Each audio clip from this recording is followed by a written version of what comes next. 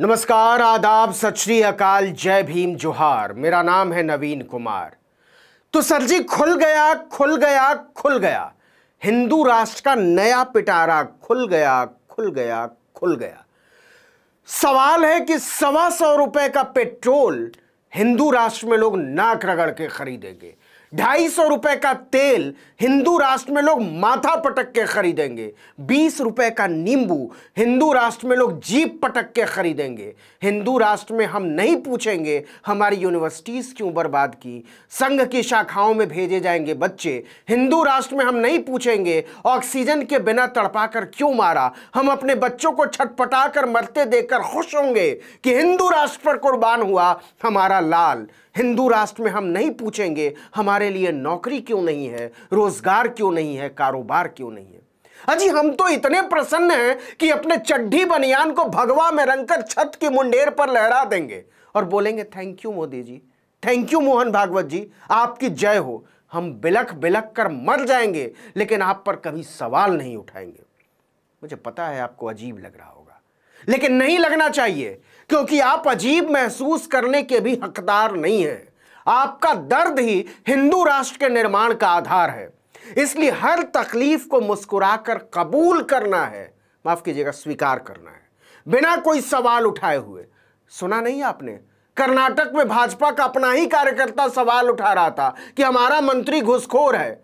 पाकिस्तान में जब बेनजीर भुट्टो प्रधानमंत्री थी तो आसिफ अली जरदारी को मिस्टर 10% कहा जाता था, मतलब हर ठेके में 10% उनका होता था। संतोष पाटिल ने यह लिखकर जान दे दी कि हमारा मंत्री के.एस. ईश्वरप्पा तो सीधे 2 करोड़ के ठेके में 40% कमीशन मांग रहा है। हम तो बर्बाद हो गए। सोचिए, भाजपा का अपना कार्यकर्ता मर गया और बीजेपी वाला मंत्री कहता है धत पगले, हम तो हिंदू राष्ट्र बना रहे हैं, मोदी जी के सपने को साकार कर रहे हैं। और ये तो राजनाथ सिंह ने 6 साल पहले ही कह दिया था कि हिंदू राष्ट्र में इस्तीफे नहीं होते। दिल्ली का ही केस ले लीजिए। राम राज की स्थापना के लिए गाय पालकर घर चलाने वाले राजा राम को राष्ट्र के रखवालों ने मार डाला, लेकिन कमाल देखिए कि गो हत्या के मामले में 6 लोग गिरफ्तार कर लिए गए और जिन लोगों ने एक हिंदू गोभक्त आदमी को मार डाला वो मस्त आजाद हैं। मध्य प्रदेश का मामला देख लीजिए। जिन लोगों को प्रधानमंत्री आवास योजना के तहत मकान मिले थे, मोदी जी की फोटो अपनी कोठरी में टांग रखी थी, उनके भी घरों पर बुलडोजर चला दिया। दिन रात हिंदू राष्ट्र और मोदी योगी का कीर्तन करने वाले टीवी 18 के एक ठीक ठाक पत्रकार को नोएडा में हिंदू राष्ट्रवादियों ने अपने ही घर में खदेड़ लिया, उनकी बीवी के कपड़े फाड़ देने की धमकी दी और हिंदू राष्ट्र के प्रचारक दांत चिहार कर अपनी धुन में मुसलमानों को सबक सिखाने की अपील करते रहे टीवी पर। बेचारा हिंदू राष्ट्र का पाला हुआ पत्रकार अपनी बीवी और 6 साल के बच्चे के साथ धक्के खाता रहा और जिस हिंदू राष्ट्र का तिलिस्म बुनने में उसने अपनी आत्मा को बेच डाला था, उसी हिंदू राष्ट्र के गिद्ध उसकी पत्नी को निर्वस्त्र कर देने का ऐलान करते रहे। तो कमाल नहीं है तो क्या है ये? 1500 साल पुराने इतिहास का बदला लेने के लिए हिंदू राष्ट्र की स्थापना का जो विमर्श खड़ा किया गया था, वो चुन चुनकर हर उस हिंदू को निशाना बना रहा है जो अपने बच्चे को शाखा नहीं भेजना चाहता, पाठशाला भेजना चाहता है। बच्चियों की स्कर्ट की लंबाई नापने वाले हिंदू राष्ट्र के खिलाफ, जो लाउड स्पीकर बजाने के लिए की जा रही हत्याओं के खिलाफ है, जो मस्जिदों पर भगवा लहराए जाने के खिलाफ हैं, जो उन गुंडे गेरुआधारियों के खिलाफ हैं जो लाउड स्पीकर पर बेटियों को घरों से खींचकर अपना नाड़ा खोल देने का ऐलान कर रहे हैं, जिनके लिए नरेंद्र मोदी का हिंदू राष्ट्र बोझ बन गया है। इसलिए आरएसएस प्रमुख मोहन भागवत ने नया जुमला फेंका है।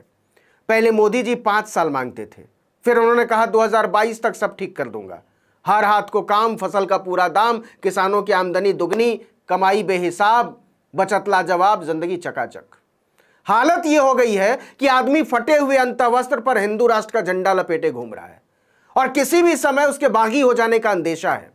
इसलिए मोहन भागवत ने सोचा कि 5-7 साल का जुमला अब ठीक नहीं है, काम नहीं करेगा, सीधे 15 साल मांगो, 20 साल मांगो, 25 साल मांगो, जनता को रौंदने का लाइसेंस मांग लो लंबा, एक ही बार में छुट्टी। मोहन भागवत ने कहा है कि 15 साल में हम पाकिस्तान, बांग्लादेश, अफगानिस्तान, बर्मा, भूटान सबको अखंड भारत का हिस्सा बना डालेंगे। संघ प्रमुख के मुताबिक वैसे तो यह प्रोजेक्ट 20 से 25 साल का है, लेकिन हम तेजी से काम करें तो 10-15 वर्षों में पूरा हो जाएगा। और आप तो जानते ही हैं मोदी जी जापानी फोटोस्टेट मशीन है, घंटों का काम मिनटों में। अच्छा, इस आकलन के पीछे मोहन भागवत जी का आधार कोई राजनीतिक नहीं है कि हमारी राजनीतिक स्थिति दुनिया में इतनी मजबूत होने वाली है कि इन सारे देशों के नेता आकर हमारे प्रधान के चरणों में अपना देश, अपनी संप्रभुता, अपनी स्वतंत्रता सब न्यौछावर कर देंगे। कोई सामरिक भी नहीं है साहब कि हमारे पास इतने हथियार हो जाएंगे कि हम सबको युद्ध में हराकर उनको जीतते चले जाएंगे। मोहन भागवत को यह ज्ञान किसी जाहिल, माफ कीजिएगा, विद्वान ज्योतिषी ने दिया है कि हम सब लोग अखंड भारत को अपनी आंखों के सामने सच होता हुआ देखेंगे 15-20 साल में। मेरा विचार है कि अगर यह बात सच है तो पहले उस ज्योतिषी को चौराहे पर 4 तमाचा लगाना चाहिए और पूछना चाहिए कि पगले, जब तू इतना बड़ा ज्ञानी है तो कोरोना के बारे में क्यों नहीं बताया था? लाखों लोगों को तड़पा कर मारने का केस चलाना चाहिए उस पर। बेरोजगारी के बारे में क्यों नहीं बताया कि मोदी जी ऐसे ही चलते रहे तो देश का बंटाधार कर बैठेंगे? नोटबंदी के बारे में क्यों नहीं बताया कि मोदी जी देश की कमर टूट जाएगी जो करना है और फायदा चवन्नी का नहीं होगा?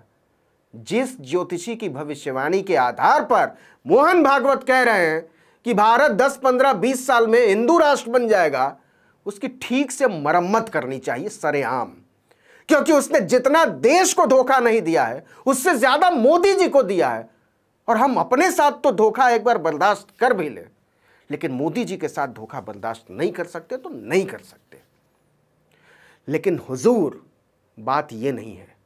मोहन भागवत को पता है कि देश अफीम चाटकर सो रहा है, उसे 125 रुपए पेट्रोल से भी फर्क नहीं पड़ता और 20 रुपए के नींबू से भी फर्क नहीं पड़ता। इसलिए मोहन भागवत को कहना पड़ रहा है कि देश लगातार आगे बढ़ रहा है, अब जागा है, हिंदू समाज जाग गया है। अब ध्यान रखना कि फिर से सो न जाए। अगली पीढ़ी को भी कोचते रहना है कि सवाल मत पूछ लेना, नहीं तो हिंदू राष्ट्र को भंग करने का पाप लगेगा। तो क्या सोच रहे हैं? जी सोचना नहीं है, सोचना ही तो नहीं है।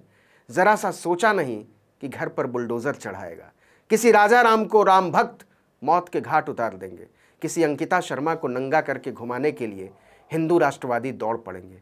इसलिए न सोचना है, न सोचकर बोलना है, बिना सोचे जपते रहिए। थैंक यू मोदी जी, आप नहीं होते तो हमारा क्या होता? मोहन भागवत ने साफ कहा है कि 15-20 साल तक कुछ सोचने की जरूरत नहीं है। अखंड भारत बन जाएगा तब तक कुछ बोलने की जरूरत नहीं है।